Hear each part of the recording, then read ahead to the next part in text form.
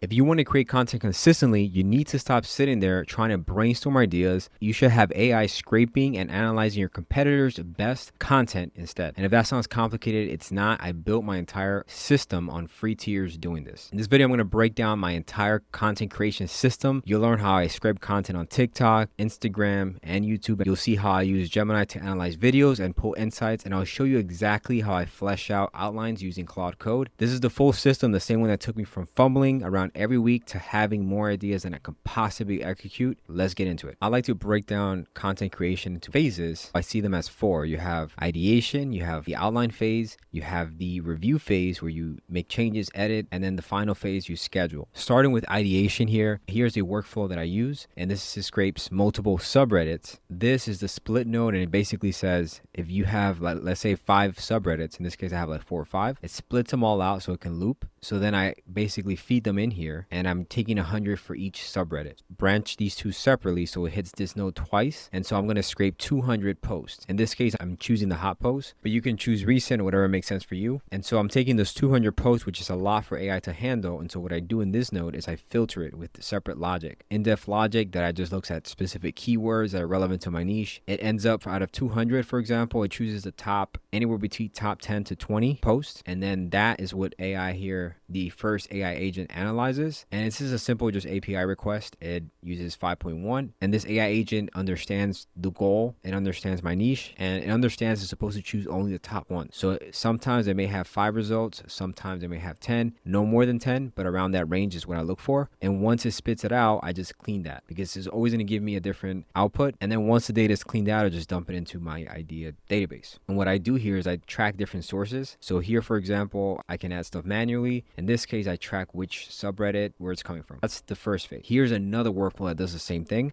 except it's scraping, in this case, Instagram. It scrapes multiple competitors, organizes that information based on specific thresholds and engagement rate, checks my database for any duplicates. Once we land with anywhere between 5 to 10 posts per multiple competitors, we feed that to Gemini. It can get pretty expensive, so you don't want to feed too many videos. Plus, you don't want to have a database flooded with ideas. You want only the best ones. So I just have my own criteria of top videos, usually a certain threshold, like maybe 5 to 10,000, for example. And then once they pass the threshold, I download the videos and just feed them to Gemini. In this case, I just do the URL. So I download the video, feed it to Gemini, and then Gemini has instructions on what to look for. So in this case, I instruct Gemini to help me understand why did the video work, to help me flesh out a different angle. For each video, I take the same concept and just have that as an idea, and then also take a different angle, like a contrarian or a different angle overall. And I have that, so I have options. I usually just pick one of those. It does that for every single video, watches it for me, and then once it's done, it just dumps this into my Airtables. And that's pretty much it. I do the same thing for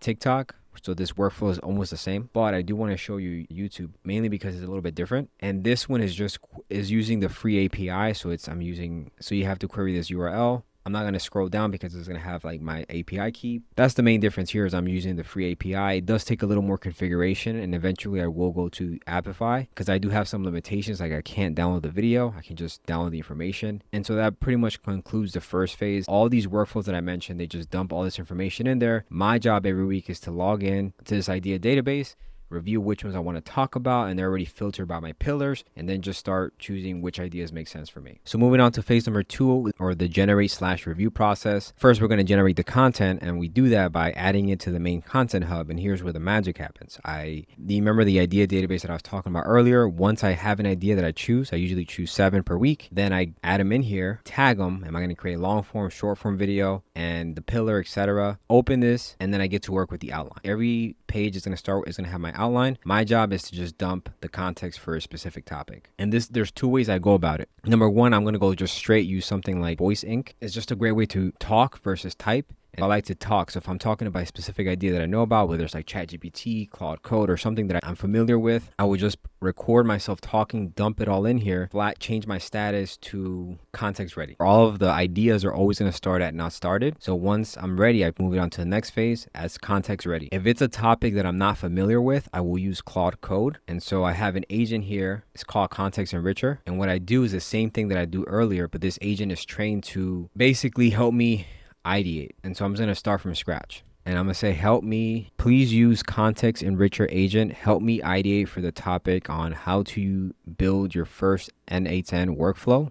And so now what I did is I'm invoking that agent. I'm asking Claude Code to use that agent. Let's see if it does it. It should read that and tell me if the context I provided was good or if anything is missing. And let's just see. So you can see here, it's invoking it. I usually like to do this because this agent is trained to use Perplexity MCP, which is just using Perplexity to do web research. If I'm talking about something and I'm not providing enough context, it will go ahead and do the research first without me telling it to do it, and then come back with a proposed option to fill that gap. If I like it, I go with it. If not, then I provide my own context to it. So here are the results. It's telling me that there's gaps. So I purposely give it thin content. I'll go back and forth and answer this, but that's pretty much what this agent is supposed to do, is to help me with the ideation process for more complex topics. So my goal here is just to go from 0 to 1, where 1 is me generating the context or the raw outline for a specific topic, especially for long form videos, whether it's me using Claude Code or me using my own experience. Once I am ready, I just go here, change the status to context ready, and this will trigger this workflow, which you can see here. There's separate nodes here. This is looking for that trigger that I mentioned earlier, is checking for the status. And so you recall those earlier workflows that I was scraping on TikTok, Instagram, and YouTube. I also use them for another purpose. So you saw I drop them in multiple Airtables. One of them is strictly for analytic purposes. I want to study what's working and why. And so that's what I do. I take a lot of the scripts that Gemini analyzes, have it transcribe the hook. So the verbal hook is like the first 1 or 2 sentences in a video. And that's what I do. I add them to a database. So the ones that I like, I keep. I have a lot of parameters here, like pillar, platform, everything. But really one of the most important parts is this hook template. And I'm open one to show you what it does. It takes that verbal hook and it templatizes it for me. This just saves a lot of time. So once the workflow runs, the first workflow that's going to run is the YouTube AI agent. And so I'm querying multiple Airtables. And so you recall that earlier table I showed you, that's kind of like the master table of all the different templates that I need. Basically, I have tables for hooks, I have tables for headlines, and then we merge all this data. We prep it for the agent, and the cool part is we don't want to feed the agent everything at once every single time, right? Let's say you had 25 hooks, 25 headlines. It can add up really quick and it's going to burn tokens. So depending on the specific category of a topic, this logic here will pick that up and it will filter the hook, the headline, and the scripts for those specific types of content. So that way you're not pulling in like hundreds of records. What it's going to do though is going to take that template and it's not going to reinvent the wheel, but it's going to be smart about how it uses that template. It generates the entire script. Once the first agent is finished generating the script, this is where something cool happens. The rest of the agents repurpose that script. For example, the X agent uses it to create a tweet. It does something similar to the YouTube agent does. It queries the database for the hooks and for the body, and the LinkedIn does the same thing. And the only one that doesn't do that and is more simpler is the caption agent. It generates a description for YouTube, TikTok, and Instagram. But they're all using the script to generate that. Once all of the assets are generated,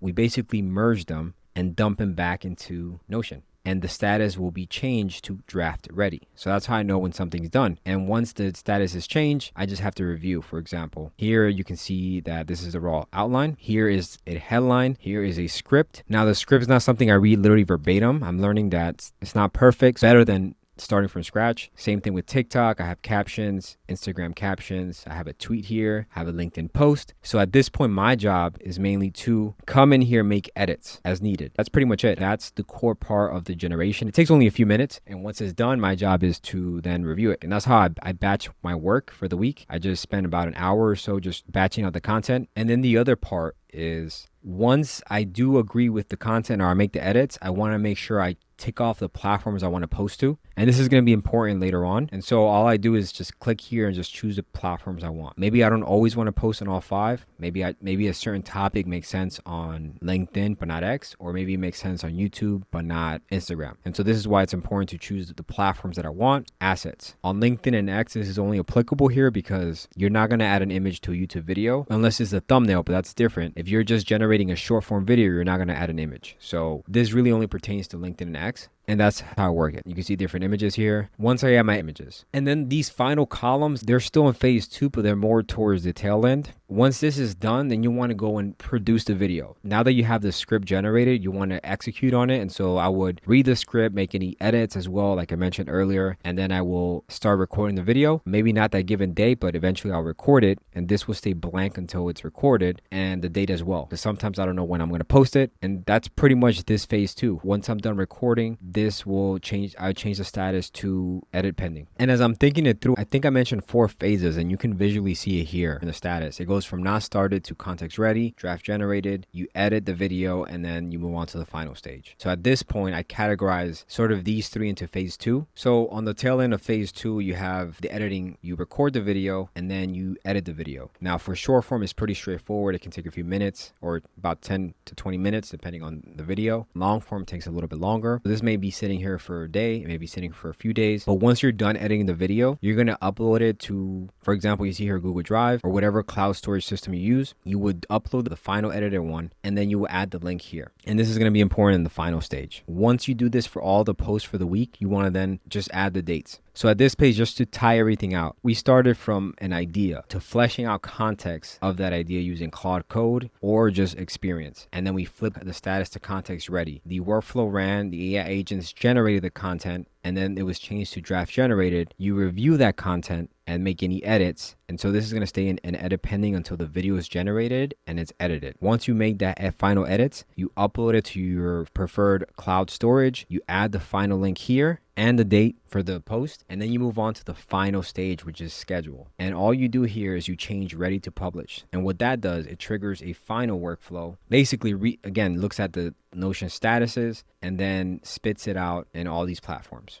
I have temporarily disabled for Instagram, but eventually I'll enable it. But more or less, that's all that happens. You just sit back. I use Blotato for this. I've done my research and I think it's one of the best tools. I'm not affiliated by it. That's pretty much it. You can see all this content scheduled out, and that's pretty much it. That's the entire process. Once the post is scheduled, you can preview how it will look. Here you can get an idea of like this one, for example. I have the image. So you see everything is coming through from Notion. The cool part about this workflow is that all you need is to work from here. You don't need to hop into 5 different platforms. You could do this manually. A lot of the platforms do have free scheduling options, but the point is you're going to have to scramble, going to different websites, uploading the information multiple times. This workflow, you upload the video once and it schedules to TikTok, Instagram, and YouTube, or it just schedules to the platforms you want. You have that one single idea and you create 5 assets automatically. Your job is mainly to choose an idea, execute an idea by recording, making any edits to the video or the content, and just scheduling. Generally speaking, for a single idea, it can take me anywhere between 20 to 40 minutes. If it's a short form video, it can take me a little bit less, but for a long form video, it might take me a little bit longer. But overall, it doesn't feel overwhelming. And I think I'm spending less energy than I was before when I was ironically posting on 2 platforms. And I just felt scattered. I wasn't consistent because every single day I would have to come up with an idea and record and then post. And it just wasn't sustainable. So I built this out of necessity. I'm finally at the point where it's getting streamlined. I know I can batch my content for the week. I don't have to work on content every single day. I can just work on it on a few days a week. You have this big workflow. It's kind of messy. It's necessary because we need all these fields, but to streamline it, you can create different views in Notion, which is why I like it. And here you can see what's pending. You can see which videos are being generated or pending. And so it follows the same status we talked about earlier, but it changes the perspective on how you view it and just easier to manage. So I just thought it was cool to share. And if this was helpful or you're interested in this system, check out my link in the bio. Feel free to like and subscribe, and I will keep dropping more type of content like this as I build, because I build a lot of workflows and I tinker with AI a lot. So as I do different experiments, I'll be sure to share them here.